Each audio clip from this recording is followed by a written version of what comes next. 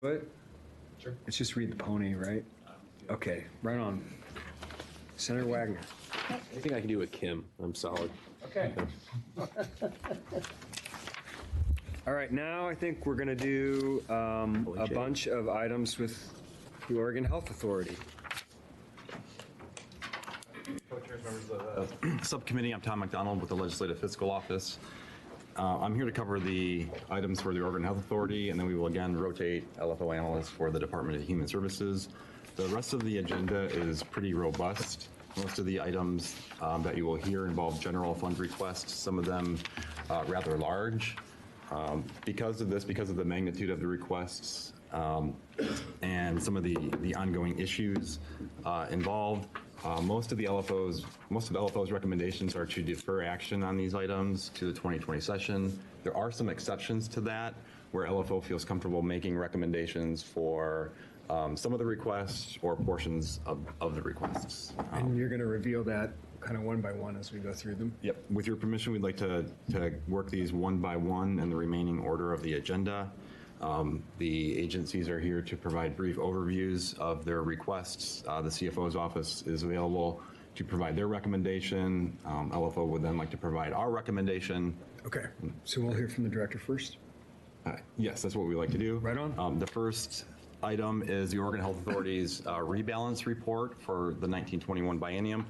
This is a little different than the remaining agency items in that this is submitted as a report on their financial status, with the idea being that after the interim, after this hearing, any additional work that would need to be done to refine numbers or for further review, that would be incorporated into a budget reconciliation bill during the 2020 session. Okay. Are we in a work session? Probably not. I probably need to open one, don't I? Okay. Committee, I'm going to open a work session on Oregon Health Authority rebalance, item number 12. And we'll go ahead and hear from the director. The committee, Patrick Allen, Director of the Oregon Health Authority. Thanks for the opportunity to be here and talk about a variety of issues today. The first one is, in fact, the straightforward rebalance. This is, I guess, what I would call the good news portion of the items we've got to talk about today. For context, I'd also indicate that although it's not part of this report, we did revert $50 million of general fund back at the end of the biennium, and so that's where we stand today.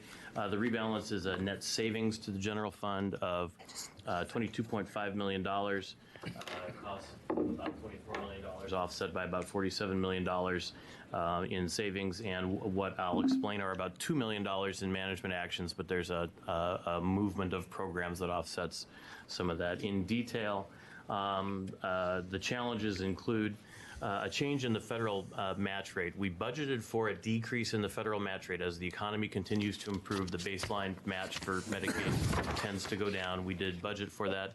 The decrease, however, was just a tiny bit larger than we expected it to be, and so the $9.1 million you see here is that difference between the actual change and the change we budgeted for. The tobacco tax forecast is coming in just a little bit lower than what was forecast as part of the budget, and so that's reflected by the $6.6 million. Cover All Kids caseload is coming in a little high, and this is sort of one of those good news, bad news sorts of things. When Cover All Kids was first created, this is the program that provides Oregon Health Plan insurance to kids who do not have a documented status. We had estimated that there would be 10,000 enrollees under that program, and for a variety of reasons, the initial uptake was very, very low. I think 3,000 kids initially. We're now up over 6,000 kids, so we're still well short of the 10,000, but the trend is moving a little better than we expected during budget development, and so this is overperformance in terms of a program standpoint, results in a little bit more cost, $4.7 million. Oregon State Hospital nurse staffing plan. This is a result of legislation from 2015 that set up nurse staffing committees at hospitals and other providers. Our fiscal at the time was indeterminate because there was a process we needed to go through to be able to do that work. This now represents the result of that and a small increase in staffing at the state hospital, which generates a $4 million general fund increase. So that's the challenges. Those total up to $24.4 million in additional costs beyond what we expected during session. The savings, in a couple of the first two line items, the rural hospital tax and the DRG hospital tax, those are both cases where revenue is coming in a little bit hot compared to what was forecast. You'll recall during session that you increased the rural hospital tax rate. This isn't a result of sort of a new program where we're having a hard time forecasting. This was an existing program, and so we're really pretty confident that this is a long-term increase in the revenue coming in. OHSU quality and access contingency, there was a $10 million contingency set up in that program to be able to make sure that we would be on target. We are, and so we believe we can make use of that contingency. And then there is net savings due to the change in forecast. And I think I've got a slide to talk about that. I'm going to show you this slide twice. This one, all I want to show you with this slide, this is a zero scale slide to show you that unlike the left side of this slide, and even worse if you went back prior to the left hand of this slide, our forecasts are really stabilized across the Oregon Health Plan. What you see on this slide at the very left-hand side is a bulge in enrollment as we had the backlog of redeterminations back in 2017. You then see the cleanup of that work. You see some instability as there was a process of reinstatement by people who had been moved off the system because they hadn't responded typically to paperwork. And then from that point going forward, the forecasts going from 2017 to fall of 2019 really have stabilized with a slight uptrend. This is that same line, but with the scale starting at 900,000, just so you can see the variation, and so it makes that redetermination bulge look larger than it actually is. The last two forecasts, the fall 19 and the spring 19, really have not changed significantly over those two forecasts. The other thing I would point out, I don't know this with certainty, but you see the kind of the waviness in that 2017 forecast. One of the things that's happened over this period of time is implementation of automated renewals using access to publicly available and other kinds of databases to replace the process of sending a bunch of paperwork to somebody, having them fill out the paperwork and send it back in, often having them not do that. And then they get sick and they show up at a provider and they get reinstated, and it causes a lot of instability in the enrollment. I think you're seeing that work its way out of the system. Risks to our overall forecast. Increased demand for Oregon State Hospital services and increased acuity of the patients who are there. Again, we're trying now to make sure that we don't have people at the state hospital who don't need to be there, who can be restored to competency or treated in community-based services. That means the people who are at the hospital are sicker than they would have been before, and that's got cost implications, and they can change over time. Of course, caseloads are a major driver and are sensitive to any kind of change in economic circumstances. I talked about how the federal match rate decreases as the economy improves.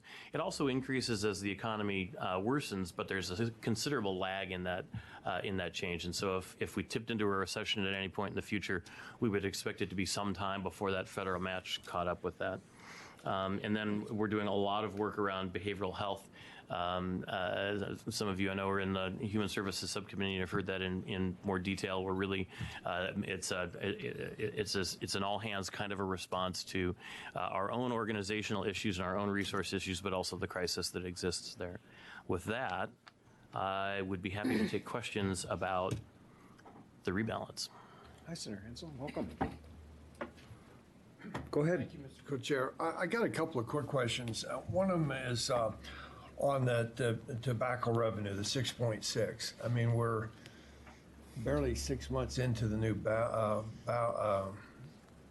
budget, and we're already 6.6 down. On one hand, we're trying to decrease tobacco usage. We pass laws to raise taxes. We have cessation and everything. But on the other hand, we are also dependent upon it or budget for it. And 6 months later, we're 6.6 million done. So we've got to go to the general fund to do that. I mean, why aren't we budgeting more accurately what the cessation efforts are going to actually produce for us? Yeah, Co-Chair knows Senator Hansel. I think I think the answer is we are budgeting that pretty accurately. It's a pretty large base amount that 6.6 is against, so I would characterize that as a fairly small variation against what we forecast. But you're right, it is a dynamic circumstance where we've got forces that are kind of operating at opposition to each other around that as a funding stream while we're trying to successfully reduce the rate of smoking. But I think I'll report back to the committee a little bit more detailed the math, but this is a pretty small variation. Mr. Coulter? If I may, I think I could help answer this a little bit as well, that this budget is built based on the forecast provided by the Office of Economic Analysis, so statewide revenue forecast for tobacco tax. And that the forecast that is currently incorporated into the agency's approved budget was from May of 2019. The 6.6 million reflects what the December changes in the December statewide forecast. So it again follows that statewide forecast. So it's a change from forecast to forecast that the agency doesn't calculate, but the Office of Economic Analysis and DAS does. Well, Did you have follow-up, Senator? yes. Okay. On this one, I guess I'm an Eastern Oregon farm boy, $1 million here, $1 million there. It's pretty big. So 6.6 million is maybe a little more significant to some of us than others. The other question I have is on the similar question to the bullet point there on the A and B rural hospitals. 17 million, again, we're 6 months into the budget, and we're all of a sudden surplus of 17 million forecast that are being assessed to our rural hospitals, of which my part of the state is very dependent upon. That seems to be 17 million that isn't staying with the hospitals, I guess, and delivery of services. I'm just wondering about, care to comment on that? Yeah, so this is a revenue, Chair knows, Senator Hansel, this is a revenue stream that in turn is used to pay for Oregon Health Plan costs, and so really it ends up going back to providers having been leveraged with federal funding. And so what this really represents is more services being provided by those hospitals and being then paid for by this assessment with on average about a 3-to-1 federal leverage going with it. And so I think this is a net financial positive for the hospitals. We did consult briefly with the Hospital Association about the fact that this appears to be running high, and they were supportive of the idea of continuing to roll this into the budget. Okay. So if it's going back to the local hospitals, and how are we using this to rebalance the whole budget? Co-Chair knows, Senator Hansel, two things. Just to be clear, by federal rules, it's not going back literally to the individual hospitals that pay it. We can't do that. It goes back into the overall system. What you're getting, the savings that you're getting is you're offsetting general fund that we would have been using otherwise to get that federal match. And so it's that higher revenue from the hospitals that gets the federal match rather than general fund. Senator Hansel, if I may, think of it as our CCOs, which provide the Oregon Health Plan, have the revenue they need to be able to pay hospitals when members of the Oregon Health Plan receive care at a hospital. How do I say this? We should, if you want to talk offline about how this thing works, it takes a little bit of explaining, to be honest with you. It doesn't sound logical the first couple of times I've heard about it, and I've had 4 years to wrestle with it, so. But the financial bottom line is that this money coming in from the hospital assessment offsets general fund revenue that you would have to put in to get the federal match, and instead we're using the hospital revenue to get that match, and that money from both the hospitals and from the federal government goes back to pay for health care, including at the hospitals. What the director said. Welcome to Human Services and Healthcare. Okay, Representative Hayden, you had a question. Yeah, just real quick, the numbers that seemed a little disproportionate to me based on the size of the populations is the Cover All Kids caseload, 4.7 million. And did you double that population in that period of time? Could you talk to that? And the hospital, the Oregon State Hospital nurse staffing plan of 4 million, can you expand on, I mean, I understand the cover all kids, 10,000 population, you started out with 3,000. Did you not anticipate that you would identify more, people would get more comfortable with it, outreach there, or? Yeah, Co-Chair knows, Representative Hayden, we did anticipate that we're overperforming what we anticipated in terms of what the Office of Forecasting estimated for that enrollment. And remember, Cover All Kids are 100% general fund. There's no federal match at all, so the relative cost of a small number of kids is quite a bit larger than most of the other populations we deal with. Okay. Committee, I don't want to stifle debate, but we've got a bunch of reports. They're all kind of like this, big and interesting and have a lot of stuff in them. And what I would say is we're mostly just sort of receiving the information today. So if by 12:30 we're only on item 20, I'm really going to speed things up, okay? Just warning you, because we have a lot to get through. Accept the report? Yes, I do, once I'm done with questions. Okay, now I'll take a motion. Oh, wait. We probably should hear from the CFO, shouldn't we? Yep, okay. Good morning, Chair Nos, members of the committee. I'm Patrick Heath with the Department of Administrative Services, Chief Financial Office. Our office recommends to acknowledge receipt of the report on the rebalance. Mr. Co-Chair, members of the subcommittee, the Legislative Fiscal Office also recommends to acknowledge receipt of the report with the understanding that LFO will develop specific recommendations for legislative action during the 2020 legislative session. Okay, now I can take a motion, thank you. Move the LFO recommendation to accept the rebalance report. Co-Chair Barr moves the LFO recommendation to accept the LFO rebalance, the agency rebalance report. Is there any further discussion? Seeing none, is there any objection? Okay, motion is adopted. Next. The next item, item number 13, involves multiple requests for the agency's behavioral health programs that would result in a net increase of $28.2 million general fund and changes to federal funds expenditure limitation. You're back up? Again, Patrick Allen, Director of the Oregon Health Authority. There are 5 items, sub-items in the behavioral health program area, and from here on out we've used a little bit of a kind of a color coding way of identifying things that we talked about to one degree or another during session, so they shouldn't be completely foreign to those who were on the committee at that time versus the ones that are in blue that are new issues. This is again a mix of some costs and some offsetting savings. The first item, the COMPASS system funding. COMPASS and MOTS are the information system used by the agency and by behavioral health providers to provide information around behavioral health. It's kind of analogous to similar systems that we have that are more robust and functional in the Medicaid system. You provided partial funding to the development work necessary for us to be able to update the system and invited us to come back and pursue further funding. We're ready to do that now. This is a stage gate project that is in that process, and this request is for $1.6 million of general fund, $9.2 million of total funds. The next item is a problem that we identified for you that I think we had not pinned down a dollar amount on during session. And just for those who weren't around, Medicaid funding includes a number of exclusions. One of those exclusions is called the Institute of Mental Disease exclusion. For mental health facilities and for substance use treatment facilities, if they have more than 16 beds, they're ineligible for Medicaid funding.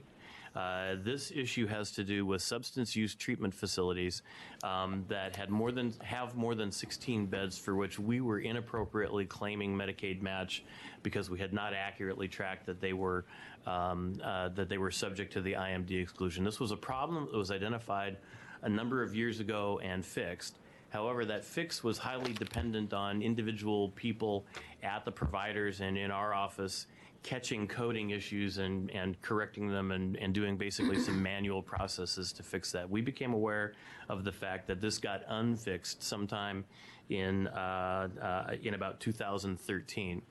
And so we have now instituted what I would call more systemic fixes so that this is a more of an automated process that should prevent its recurrence. But we, in fact, do owe CMS $50 million of general fund to repay the inappropriately claimed federal match over that period of 2013 to June of 2019.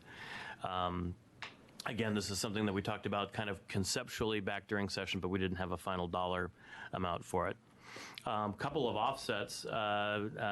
We have standardized mental health residential rates around an actuarial process that looks not at the cost of the facility, but at the acuity of the patient. What are the kinds of treatment and assistance that they require, and what should the standardized rates for that treatment be?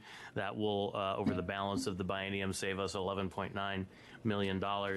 Also, we've been able to allocate some unallocated federal funds in the block grant system to replace general fund, and so we can reduce the general fund need in that block grant program. Those largely those two changes offset a large portion, but not all of the IMD funding assessment and the Compass system for a net request of $28.2 million of state general funds for behavioral health programs. Be happy to answer questions. Questions? Senator Hansel. I had a question, but I think you answered it. Why, the problem wasn't fixed in 2015 or 13, whatever it was. I'm just curious, had it been fixed in that time, what would the bill have been? Do you know that? I don't, Senator. One piece of background for you, though, that I should mention. On coming to the agency a couple of years ago, we discovered a fairly long list of these kinds of things, and we've been working our way through them. We believe we're pretty close to the end of.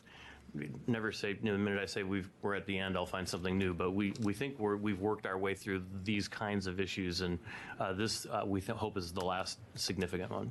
And I appreciate your leadership on that. Thank you. Appreciate that. Thank you. Okay. Chair Nose. Have something you want to say? Oh, my apologies. Chair Nose, members of the committee, Patrick Heath again with the Department of Administrative Services. Our office recommends that the legislature consider this request during the 2020 legislative session. Tom? Mr. Co-Chair, members of the subcommittee, this is one of the areas where LFO feels comfortable making a recommendation on a portion of these requests that you see here, and specifically in relation to the $11.9 million in savings related to the mental health residential rate standardization. Those rates are in place and have been approved by the federal government, and so we're recommending to implement those budget adjustments. Pretty much also the same thing with the nearly $500,000 in savings for behavioral health provider rate increases. That's based on the timing of when those rate increases took place. And again, they have been approved by the federal government. So with that, I'll read our long recommendation, which is the Legislative Fiscal Office recommends that the Joint Interim Committee on Ways and Means recommend including a decrease of $12,351,281 in general fund and an increase of $44,647,101 in federal funds expenditure limitation for the Oregon Health Authority be included in a budget reconciliation bill during the 2020 legislative session to recognize savings and additional federal revenue from the standardization from standardizing mental health residential rates and one-time savings related to the timing of behavioral health provider rate increases. That is a mouthful. And the LFO further recommends that the committee defer action on the remaining adjustments in this request to the 2020 legislative session. Senator Byer. I will move the LFO recommendation. I'm not repeating it. Okay, Senator Byer moves the LFO recommendation. Is there any discussion on the motion? Not seeing any, is there any objection? All right, the motion is approved. Oh, you need a carrier. You want to carry it, Senator Byer? Sure. Okay, I'll give you another one. You'll get a chance. We got 20 items here. Okay, next up, Quality Improvement Pool. Yep. Item number 14 is a request for a little over $28 million in general fund to support the transition of the quality incentive pool funding model to a rate withhold, would incorporate this funding model into the CCO capitation rates. Director Allen? Patrick Allen, Oregon Health Authority. Just for background, the way we compensate coordinated care organizations is largely a capitation payment. We pay them a dollar amount per member. There are, I believe, 11 different prices that they get based on different categories of membership.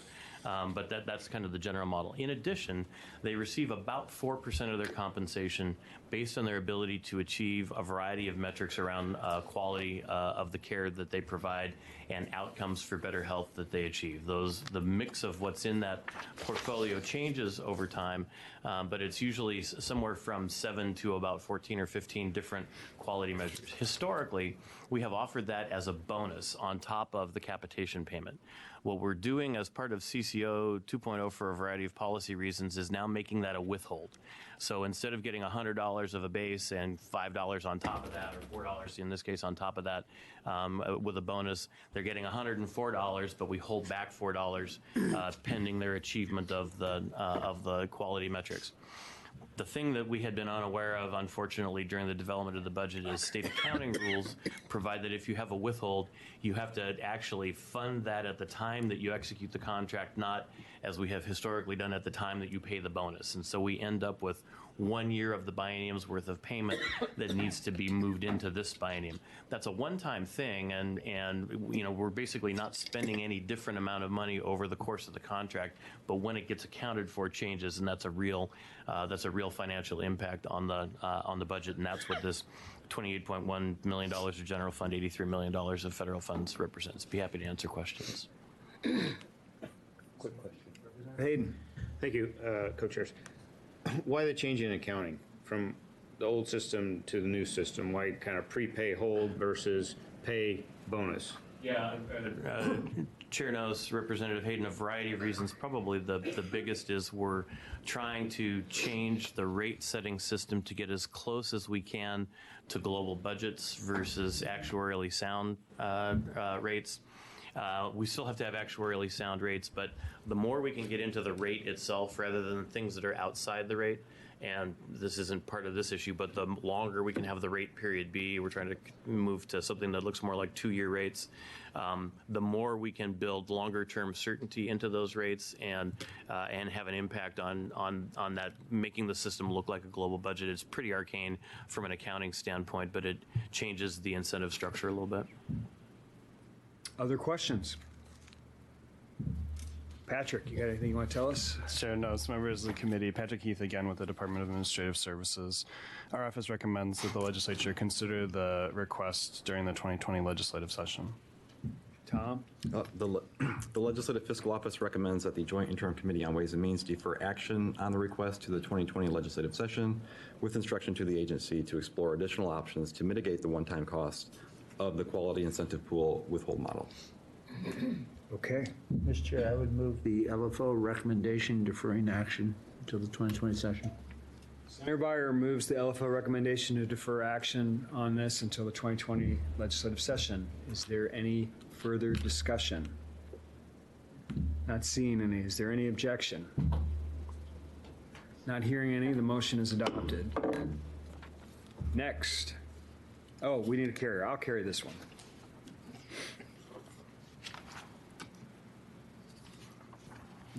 State Hospital. The next item on the agenda, item number 15, is a request to increase general fund by $81.6 million, as well as corresponding adjustments to other funds and federal funds expenditure limitation, again, for several distinct issues at the Oregon State Hospital.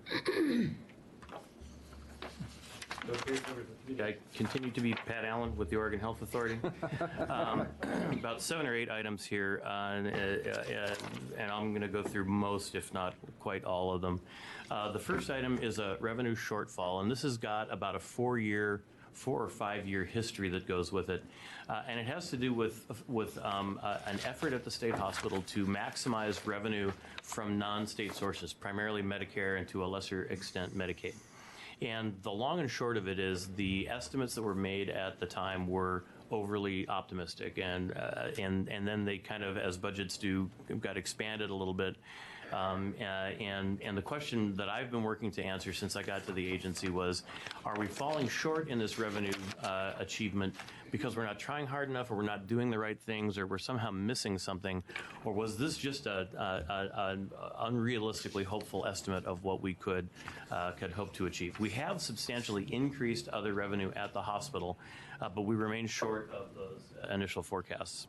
And today I'm convinced that this is actually a permanent shortfall. This is not money that we're going to be able to make up. To validate that, we hired independent outside consultants who are familiar with hospital revenue maximization to look over our work and our processes, and they validated that. That's a report that we've provided to the committee, and so this line item is not going to go away.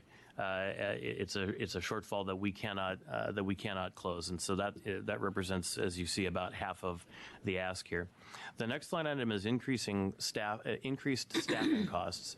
I mentioned earlier about our effort to make sure that we don't have people at the state hospital who don't need a hospital level of care. We have made great strides in that. Many of those people are now being cared for at the community level. That means the resultant people who are in the hospital today are at a higher level of acuity.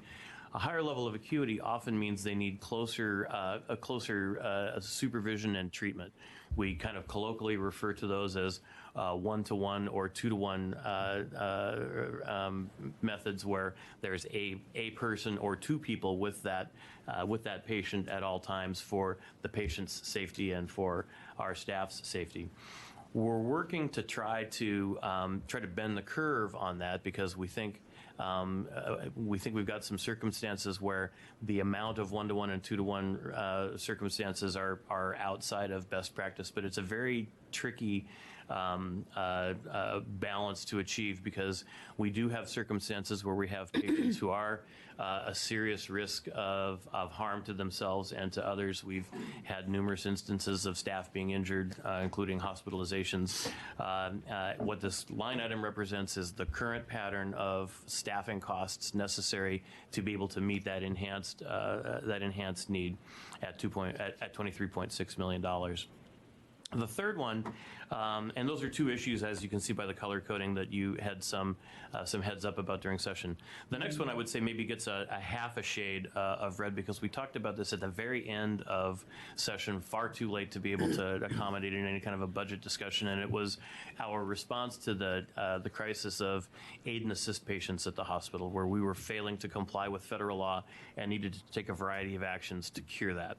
This represents opening two cottages at the Junction City campus of the state hospital as a residential treatment facility, moving lower acuity patients out of the hospital proper to create space that, by a variety of shifting people around, was one of the steps we took that helped us get back in compliance as of July with that federal court order. This represents largely staffing costs to operate those two cottages.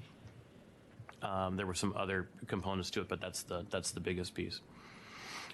The next line item is again, one of these process issues that we have fixed, and it's similar to the IMD issue on behavioral health around Medicaid recruitments, where obviously people who are at the state hospital are also subject to the IMD exclusion. We weren't doing as good a job as we needed to track those people and move them out of the system. And so this represents a federal recoupment of those dollar amounts. I will say one of the things that we try to balance in the hospital is there's a difference between claiming benefits for somebody and removing them completely from the Oregon Health Plan.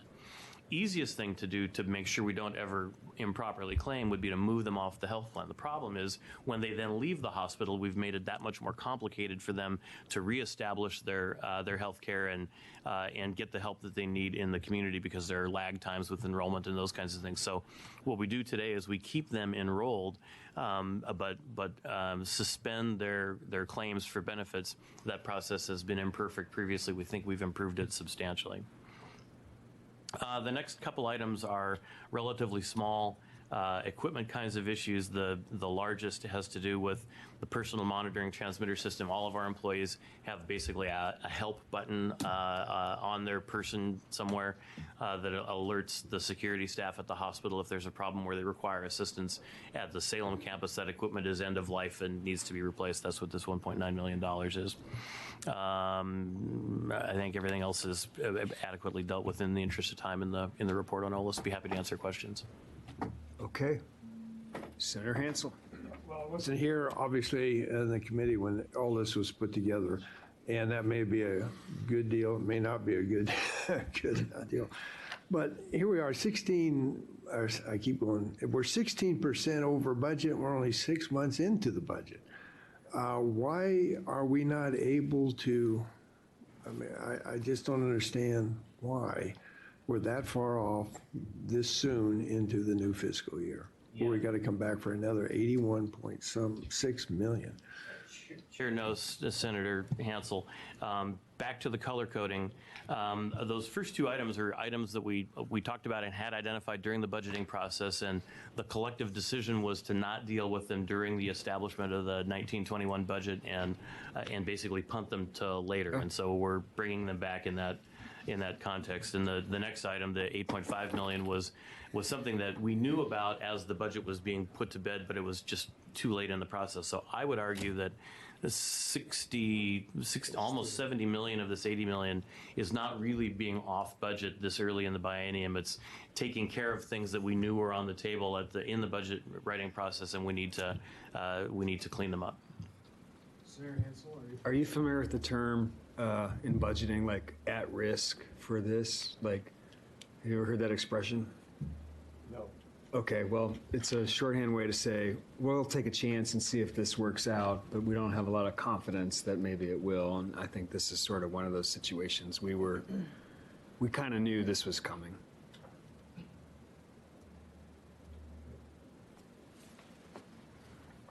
Any other questions? Senator Wagner. Just as part of the back of the napkin exercise on this, with this approval of the additional expenditure, what is the cost per patient who receives services through the Oregon State Hospital? Oh, thanks. Chair knows, Senator Wagner.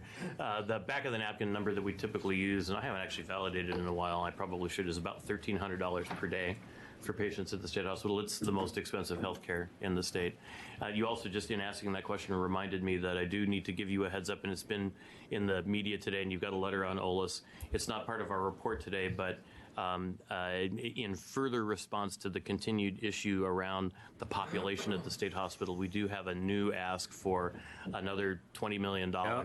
That has to do largely with opening more capacity at the Junction City facility, and look forward to the opportunity to come back and talk more about that during short session.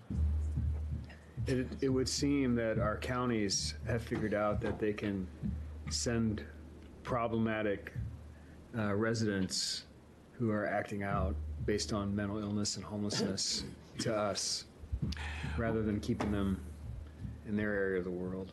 Just modify that just a little bit. We've got a new wrinkle in this problem now, which has to do with people we haven't talked about a lot, which is those who have been found guilty except for insanity. That population has increased. It's not a huge increase, but the average length of stay for those patients at the hospital is about 900 days versus 70 days for someone who's on an aid and assist order, or about 120 days for a civil commit. And so when we get somebody back who's been revoked because of dangerousness, or we have a drop in the number of people whose time with us expires, that blows out a ton of capacity for everybody else, and that's a big part of what's going on right now. And again, we'll come back and talk about that in more detail. Senator Byer. Observation, I'd love to get this number if possible. And I know that's a little complicated because you've got different types of patient populations, but at $1,300 a day times 365 days, talking about 7 days a week, you're looking at $474,500 per year. General fund, too. You're talking about $500,000. $500 million of biennium to run the state hospital. Yeah, and it's $500,000 per patient per year. That's right. Just for the general public, just Senator Byer. Well, just, we had a lot of discussion of this during session, but for Senator Hansel's benefit, one of the issues around the aid and assist and guilty except for that, we have no control over that. It's totally in the hands of local judges.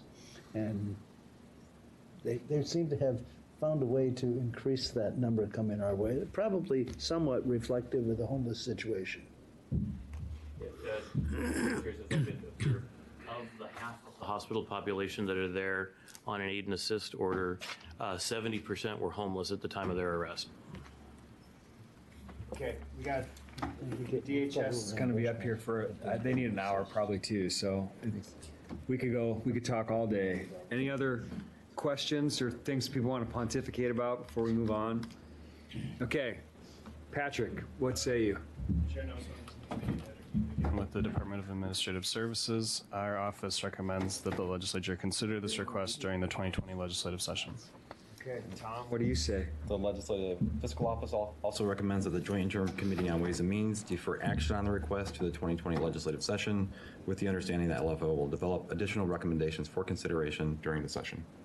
Okay, Mr. Chair, I would move the LFO recommendation deferring action to the 2020 legislative session on these items and ask the LFO work to provide a firmer recommendation during that here we session. go.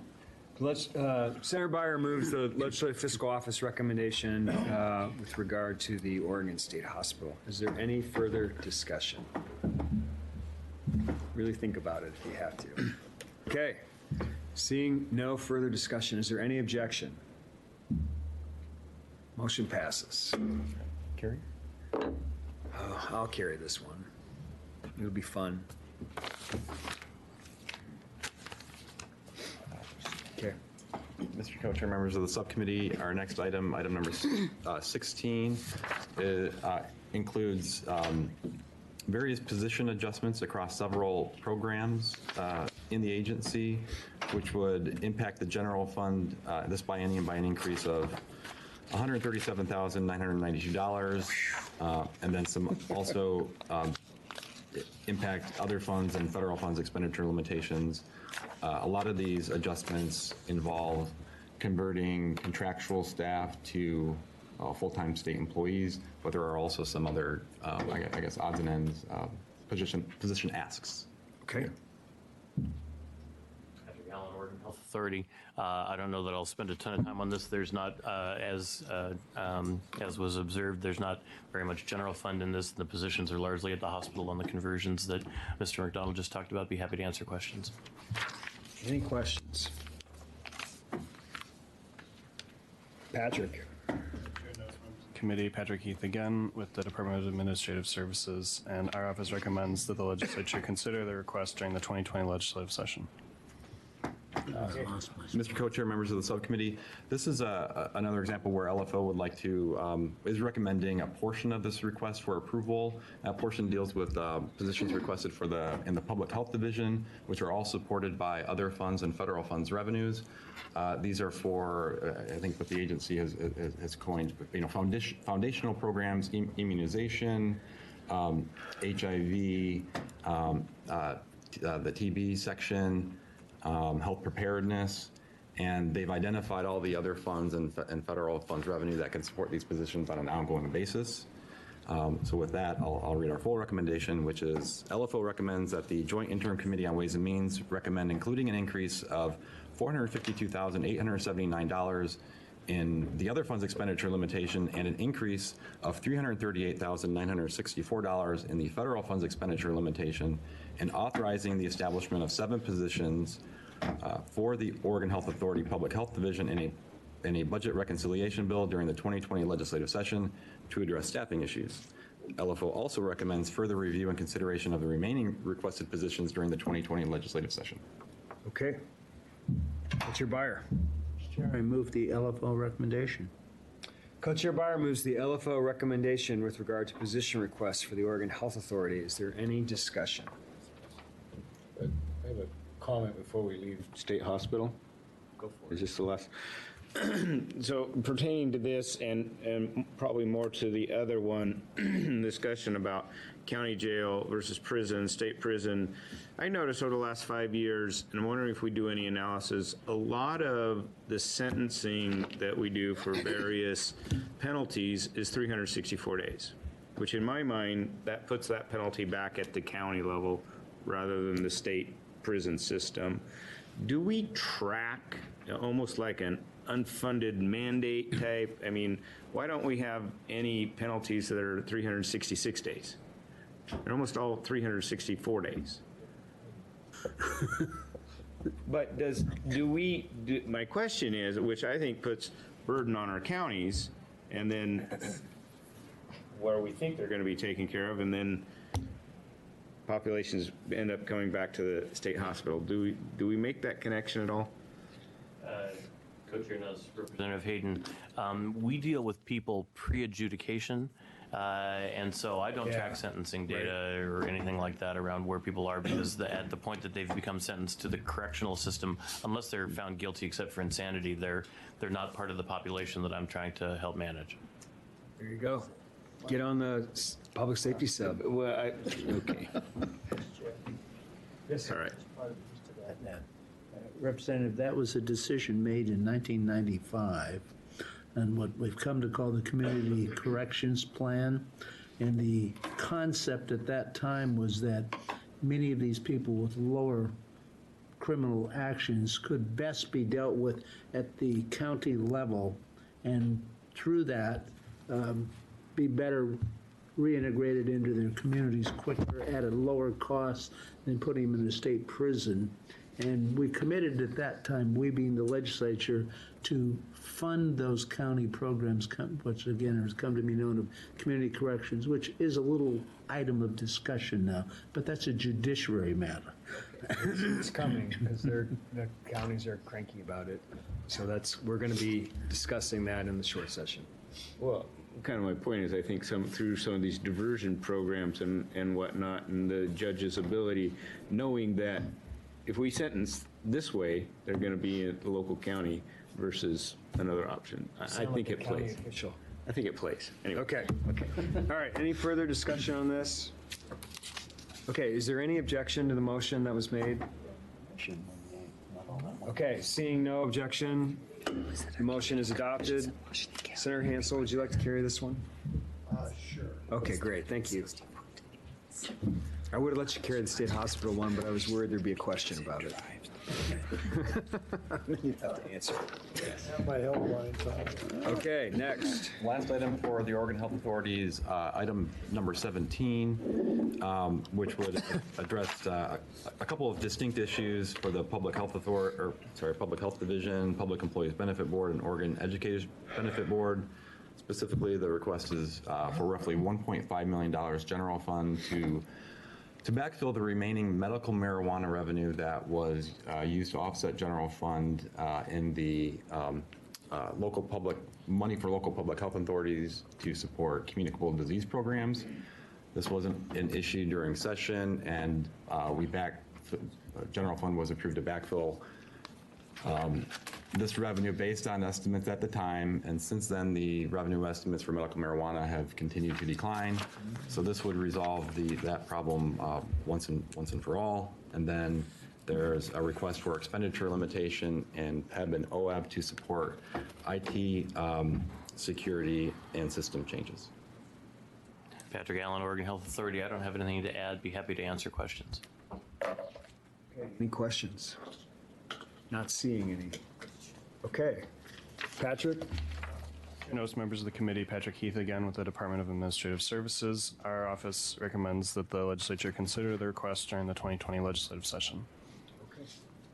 And the Legislative Fiscal Office is recommending approval of this request, specifically recommending that the Joint Interim Committee on Ways and Means recommend including an increase of $1,495,538 in general fund and an increase of $2,086,192 in the other funds expenditure limitation for the Oregon Health Authority in a budget reconciliation bill during the 2020 legislative session for the agency to maintain local communicable disease prevention service levels funded by the Public Health Division and support information technology security and system changes in the Public Employees Benefit Board and Oregon Educators Benefit Board.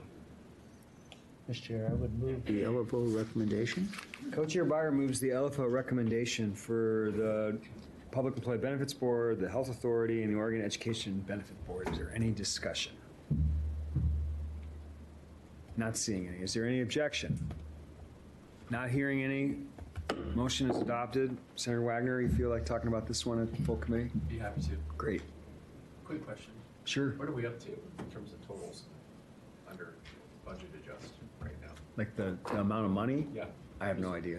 Mr. Chair, Senator Wagner, that's our last slide is kind of the recap of all the things that we've talked about today, not counting the $20 million related to aid and assist that we'll be bringing next time. And this kind of gives you with the rebalance and then the new items, the kind of the score sheet. And since we did a mishmash of taking some of those and deferring for a couple weeks, stay tuned. Okay, thank you, Tom.